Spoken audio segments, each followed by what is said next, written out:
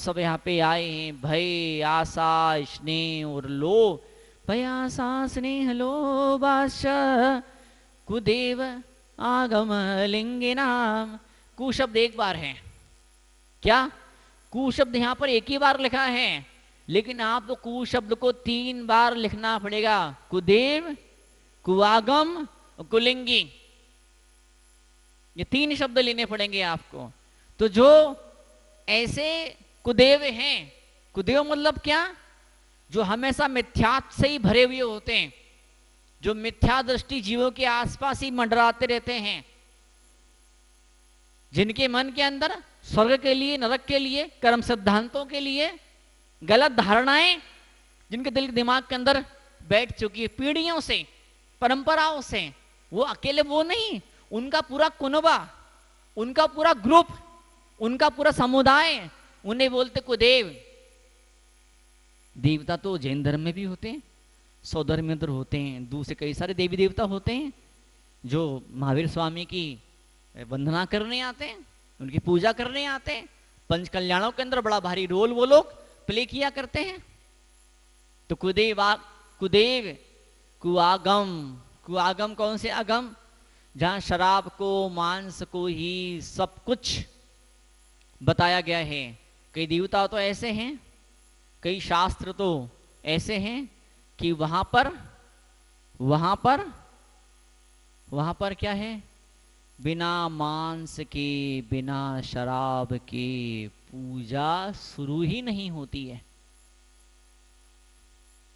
जब अपनेपन की फीलिंग जब पैदा होती है, जब किसी को सम्मान देने का मन होता है, तो उसमें यूं किया जाता है। वो कभी यूं भी करते हैं, ऐसे करते हैं। इसका मतलब क्या होता है, तेरे दूर से हाथ जोड़े, मतलब क्या, हमें जैसे हम तेरे हाथ तो जोड़ रहे हैं, पर हमें तेरे को लेना देना कोई मतलब नहीं, हमें तेरे से बिल्कुल भी नहीं है। तो इसे दूर से हाथ जोड़ना होते हैं, मलिनता पैदा होती है। फिर से कहूंगा मैं, आंख में फुल टाइम कीचड़ आए तो ऐसे आदमी को कोई देखना भी पसंद नहीं करेगा। बात कलर की नहीं होती है। नेमिनाथ भगवान कैसे थे, काले, सांवले तो हम बोल देते हैं, अंग्रेजी में ऐसा बोलते हैं सफेद बाल आ गए, क्या बोलते हैं हिंदी में, क्या बोलते हैं सफेद बाल, अंग्रेजी में सफेद बाल नहीं बोलते, डर लगता सफेद बाल बोलने से, क्या बोलते ग्रे, ग्रे हेयर, ग्रे मतलब भूरा। अरे काय का भूरा है, तो सफेद हो गया है तो नहीं। फिर भी वो कुछ शब्द ऐसे होते हैं, शब्दों के जालसाजी, शब्दों के मकड़ जाल में, शब्दों के जैसे मछली को फंसाने के जाल नहीं होता है, ऐसे शब्दों के जाल के अंदर हम अपने आप को फंसा लेते हैं। हमको फंसाना नहीं शब्दों के जाल के अंदर, ये मलिनता पैदा होती है, गंदगी पैदा होती है, कीचड़ कीचड़ पैदा होता है। बोले वाह क्या बढ़िया प्यारा घर है, लेकिन हम तो घर में जाते ही नहीं हैं, हम तो घर में कदम रखते ही नहीं है। बोले कदम क्यों नहीं रखते हैं, बोले बड़े भाई साहब वो पड़ोस के नाले से बड़ी बदबू आती है, और वो सामने जो नाली फूटी हुई है वहां से फुल टाइम वो नाली का गंदा पानी बहता है, और कीचड़ फुल टाइम वहां पर आते रहता है। भाई हम तो उस घर में जाते ही नहीं है। वो बहन जी, वो भाई साहब जब मंदिर में आते कहीं और मिलते तो हम उनसे बढ़िया मिल लेते, घर उनके हम नहीं जा पाते, क्योंकि वहाँ नाली का गंदा पानी वहां पर बह रहा होता है। क्या मतलब कितना गंदा पानी है, कैसा गंदा पानी, हम तो भाई साहब वहाँ पैर नहीं रखते हैं। तो ऐसे ही जहाँ ये भय आशा स्नेह और लोभ होता, जड़, मिथ्यात्व की जड़, मिथ्यात का बाप, मिथ्यात की माँ, भय, भय मेरा मेरा मेरा घाटा हो जाएगा, मेरा सामाजिक प्रतिष्ठा, समाज में मेरा सम्मान कम हो जाएगा अगर उनकी मैंने पूजा सेवा नहीं करी तो। आशा, भयाशा, कुछ मुझे मिल जाएगा, कुछ मुझे प्राप्त हो जाएगा। स्नेह, अब स्नेह मतलब ये मेरे हैं, ये मेरे हैं, मेरे खानदान में, मेरे परिवार में, मेरे समाज में, मेरी जात में, बोलते ना कुल देवता कुल परंपरा, हाँ, तो मेरे कुल में, मेरे खानदान में, मेरे गांव में, मेरे मोहल्ले में इन्हीं की पूजा होती है, इन्हीं के फॉलोअर हैं, इन्हीं के मानने वाले हैं। तो उन सारे लोगों को इन्होंने इन देवताओं ने इतना इतना सारा दे दिया है। कुदेव, कुआगम, कुलिंगी, इन तीनों ने, इन साधुओं ने इन ग्रंथों ने, इन देवताओं ने बाकी मानने वालों को इतना इतना दे दिया है, तो मुझे भी इतना सारा मिल जाएगा, इस आशा से भयासा स्नेह लोभाच ये जन्म में। स्नेह मतलब क्या होता है, चाहे मिले ना मिले, चाहे मुझे कुछ मिले चाहे ना मिले, लेकिन ये मेरे हैं, इसलिए मुझे इनके पास में जाना है, इनको टाइम देना है, इनकी सेवा करनी है। मैं अपने 1000 काम छोड़ दूं। अब कल परसों का बेटा आया था, देने कौन से बिजनेस में घुस गया, उसको बड़े बड़े प्रलोभन दिए गए, उसको बड़े बड़े लालच दिए गए, उसको अकेले को नहीं, सबको ही लालच। नेटवर्क मार्केटिंग, नेटवर्क मार्केटिंग का जो बिजनेस होता है, उसके बड़े बड़े प्रलोभन, बड़े बड़े लालच मिलते हैं उसके अंदर। कोई 1-2% ऐसे होते हैं जो जिन्हें उस बिजनेस में घुसने पर करोड़ करोड़ रुपए मिल जाते हैं। 90% बेचारे तो जैसे तैसे 2 रोटी का जुगाड़ा मुश्किल से कर पाते हैं। उस बिजनेस में घुस गया वो, और जो था वो सब सत्यानाश, सेपट पाट, सुपड़ा साफ सारा बेचारे का हो गया। अब कुछ नहीं करता धरता है, अब डिप्रेशन का मरीज है, डिप्रेशन का मरीज है। और मैंने बताया मेरी आदत है, कोई डिप्रेशन वाला आता है मैं को जोरदार लताड़ लगाता हूँ, खिंचाई करता हूँ। मतलब शर्म आनी चाहिए, डूमर चुल्लू भर पानी के अंदर तो हट्टा कट्टा जवान छोरा, एक पैसा नहीं कमाता है, नाटक बहाना कर घर में घुसा रहता, दुकान पे जा, धंधा जा, कहीं पर झाड़ू मार, कहीं पे पोछा लगा, कहीं पर 2 पैसा लेकर के आ। बीबी को क्या खिलाएगा, औलाद तो क्या खिलाएगा, उनके पढ़ाई का दवाई का खर्चा कहाँ से आएगा तू बता। पोकड़ में डिप्रेशन, डिप्रेशन जिनको डिप्रेशन ज्यादा जिनको होता है ना, बंद कर दो कमरे के भीतर, उनको रोटी पानी मत दो, अपने आप भूखे मरते कल ठिकाने आएगी। कई डिप्रेशन वालों को उनके माँ बाप घर वाले सिर पर चढ़ा करके उनको बैठे, इसलिए उनका वो नाटक ड्रामा उनका और ज्यादा बढ़ते चले जाता है।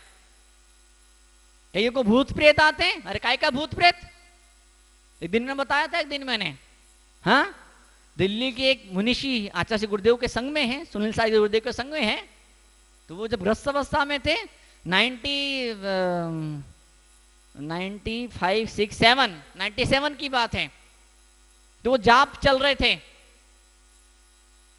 दुनिया भर के मंत्रों के जाप चल रहे थे, बड़े बड़ा अनुष्ठान हो रहे थे। कोई 1.25 लाख का नियम लेके बैठा था, कोई 11 लाख का नियम लेके बैठा था, कोई 51 लाख मंत्रों के जाप का नियम लेके बैठा था। एक सज्जन तो ऐसे भी थे जिन्होंने 1.25 करोड़ माला, मंत्र नहीं 1.25 करोड़ मालाओं का जिन्होंने नियम लिया था। इस जन्म में नहीं सही तो अगले जन्म में संकल्प तो ले लिया, भगवान आशीर्वाद हो, संकल्प पूरा हो। वो दुनिया भर के लोग अलग अलग तरह के मंत्रों का जाप कर रहे थे, कोई दीपक जला करके, कोई सुनगड़ी परंपरा का था तो बिना दीपक जलाए, जिसकी जैसी इच्छा, जिसकी जैसी मर्जी, जिसकी जैसी श्रद्धा, जिसके जैसे विश्वास, उस हिसाब से वो जाप कर रहा था। एक सज्जन थे, उन्हें भूत आ गया, अरे बाप रे, वो इस तरह से उसने बाल हिलाए और उसने इस तरह से वो सब के सब डर गए, सब के सब घबरा गए। महाराज जी थे नहीं उस समय, महाराज जी को लोग बुला करके लाए, आइए मुनिश्री आइए, पधारी नीचे। क्या मालूम क्या लोग डर रहे हैं, घबरा रहे हैं, लोग जाप छोड़ छोड़ के भाग रहे हैं, लोग मंदिर से बाहर भाग रहे हैं। तो महाराज श्री आए, महाराज श्री ने कुछ नहीं किया, भगवान श्री जी विराजमान थे यहाँ पर, नमोस्तु किया, और नमोस्तु किया तो एकदम से क्या, वो जो का माली था वो जैन नहीं था, तो माली का कमरा भी, घर भी पास में ही था, उसी बिल्डिंग के अंदर वहीं पर था। तो वो बेचारा कुछ शॉपिंग करके आया होगा, तो उसका थैला वहीं रह गया, तो उसके थैले के अंदर अगरबत्ती की क्या था, पुड़ा था, पुड़ा, पुड़ा मतलब खूब सारी अगरबत्तियां उसके अंदर रखी हुई थी। एक ने कहा देवता आ गए, चलो परीक्षा करते हैं। एक के दिमाग का बल्ब जला, कि श्रावक ने क्या किया, वो सारी इतनी सारी अगरबत्ती जला ली एक साथ, और बोले अब मैं ठूसूंगा इस देवता के मुंह के अंदर, ठूसूंगा, देखता हूँ देवता कब तक बचता है। वो जैसी उसने अगरबत्ती जलाई, और जैसी 4 लोगों ने उस भूत, जिसको भूत आ रहा था उसको पकड़ा, उसके मुंह में इतने ठूसने को गए, का भूत तुरंत भग गया, उसका भूत। 90% तो जो लोग होते हैं ना, जिन्हें भूत भूत आते हैं, ये तो नाटक ड्रामा करते हैं, कुछ भूत कुछ नहीं होते हैं। कुछ लोग ऐसे होते भी जिन्हें भूत आते भी हैं, मना भी नहीं करता हूं मैं, जैन धर्म का अनेकांतवाद का सिद्धांत है। सोने की बेड़ी और लोहे की बेड़ी, कुनकुन आचार्य ने लिखा है, बात 100%, 1000%, करोड़ %, ये बात सच्ची है, कुन आचार्य की वाणी है। लेकिन कहा, कब, किसके लिए, किन परिस्थितियों के अंदर? कुआ मैं बैठा हूं, मेरे हिसाब से रेफरेंस पॉइंट कौन सा है आपका? आप खड़े कहां पर हैं? आपकी सोच किस तरह की है? आप जीवन कौन सा जी रहे हैं? आप क्या भूमिका अदा कर रहे हैं? आप किस कुर्सी पर आप बैठे हुए हैं? मेरे लिए ये कुआ दक्षिण दिशा में है, लेकिन जो व्यक्ति मंदिर में बैठा है उसके लिए कुआ कहां पर है? उत्तर दिशा में। अब लड़ो झगड़ो दोनों में, नहीं दक्षिण में, नहीं उत्तर में, लड़ो एक दूसरे से। भाई तुम दोनों ही सही हो, तुम्हारी ये अपेक्षा है और तुम्हारी ये अपेक्षा है। तो जब तक नए सिद्धांत नहीं आएगा, जब तक स्यादवाद पर, अनेकांत पर पकड़ आपकी नहीं होगी, जब तक जिनवाणी का सर्वांगीण पूरा पूरा अध्ययन स्वाध्याय नहीं होगा, तब तक 1000 सवाल दिमाग के भीतर पैदा होते रहेंगे। आप गड्ढे में गिरेंगे और अकेले नहीं गिरोगे, 4 लोगों को लेकर के फिर गड्ढे में गिरने वाले हो। इसलिए बोलते हैं जैन धर्म का कोई सा भी अनुयोग हो, कोई सा भी अनुयोग हो, सिंपल सी कहानी कथा भी हो, तो कहां कौन सा अनुयोग लगाना वो बहुत बड़ी बात होती है। अभी कल परसों मैंने एक बात कही थी, लेकिन चूंकि आधी अधूरी थी, सज्जन ने आधी बात सुनी, भग गए, तो बात को पूरा करूं मैं। सब मुनिराज एक जैसे होते हैं, उनको आहार देना है, उनको नमोस्तु करना है, उनकी वैयावर्ती करना है, उनको प्रणाम करना है, उनकी साधना में सहयोगी बनना, सब मुनि एक जैसे होते हैं। लेकिन आचरण के दृष्टिकोण अलग ही होता है। साधना में, तपस्या में श्रावक आदर दे, श्रावक इज्जत दे, समाज सम्मान करे, उसके लिए सारे मुनि एक बराबर होते हैं।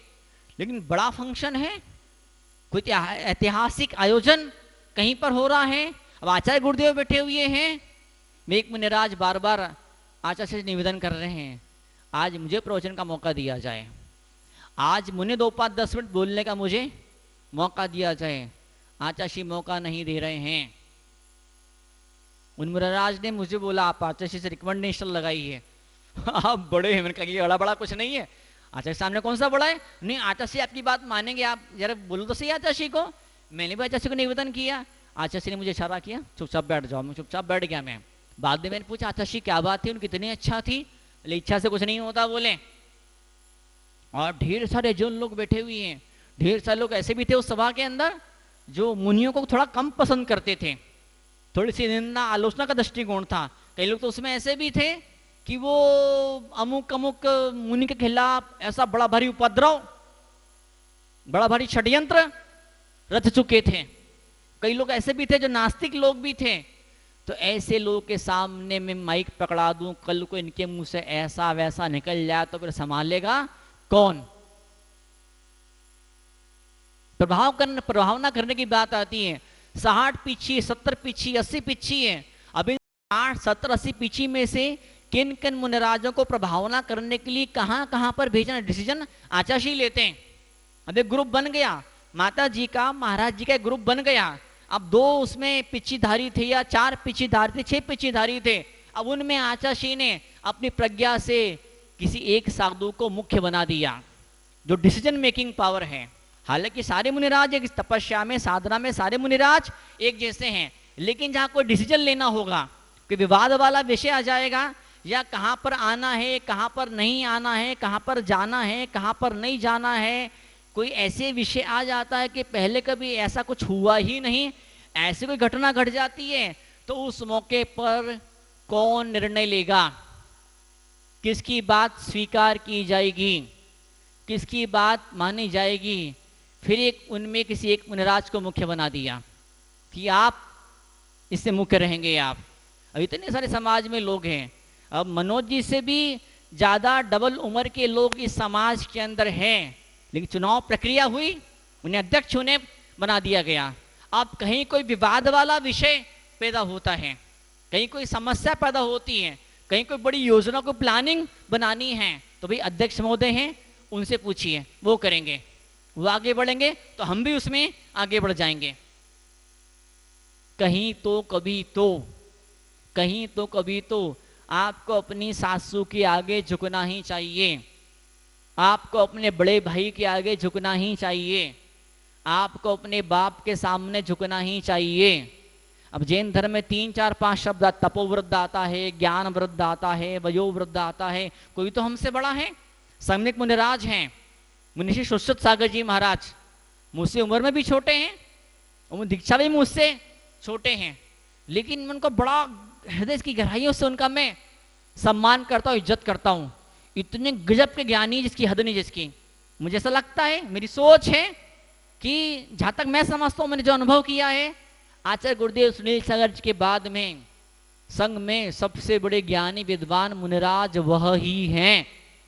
देखने में दुबले पतले सूखड़े से हैं, मुझसे भी शायद मुझसे भी ज्यादा पतले होंगे, शायद, जहां तक मैं समझता हूँ, जहां तक मैं सोच रहा हूँ, या मेरे बराबर शायद होंगे। केकड़ी है, अजमेर के पास में केकड़ी है, 2023 का चतुर्मास वहां पर हो रहा है। कुछ शावर शवी का आए थे, बोले महाराज जी आपका नमोस्तु बोल रहे हैं, तो मैंने पीछे उठाया, उनको नमोस्तु किया, बड़ी श्रद्धा, बड़ा देखो मैंने खुद ने अपनी आंखों से देखा है। आचार्य श्री गुरुदेव के चरणों के अंदर दुनिया भर के लोग आते हैं, जो दर्शन करने पहुंचते हैं, उन्होंने देखा होगा आचार्य सुनील सागर जी महाराज गुरुदेव वो जहां भी जाते हैं बड़ा भारी मेला लग जाता है। जंगल हो, एक परिवार नहीं हो, फुल टाइम 24 घंटे 12 महीने मेला लगा रहता है। उस मेले के अंदर बाकी मुनिराज, बाकी माता जी लोग, बाकी ब्रह्मचारी लोग श्रावकों से उचित अवसर पर थोड़ी बहुत चर्चा कर भी लेते हैं, पर इन मुनिराज को देखा मैंने फुल टाइम कोई कितना बड़ा श्रावक श्राविका आ जाए, उनने जो अपना एक निर्णय लिया है, टाइम डिसाइड किया है कि हमें अध्ययन स्वाध्याय करना है, वो ग्रंथ के अलावा आंख उठा के किसी को देखते भी नहीं है। जहां तक मैं सोच रहा हूं, जो मैंने अनुभव किया है, कुन कुन के पंच परमागम कंठस्थ उन्हें याद है।